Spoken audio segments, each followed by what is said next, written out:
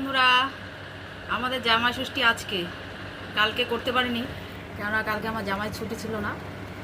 তো দেখো আজকে আমার জামাই এসছে, দেখো কি কি রান্না করেছি, চলো তোমাদের দেখিয়ে দিই। দেখো এটা ডাল পেঁয়াজ দিয়ে করেছি, যে বেগুন ভাজা, আলু ভাজা, কাঁকরোল ভাজা, পটল ভাজা, স্যালাড, আর এটা হচ্ছে আমার জামাই ভালোবাসে পাবদা মাছ ফ্রাই করেছি। এটা চিংড়ি মাছের মালাইকারি করেছি শুধু পোস্ত দিয়ে আর নারকেলের দুধ দিয়ে। আর এটা পাবদা মাছের ঝাল সর্ষের পোস্ত দিয়ে। এখানে মাটন আছে,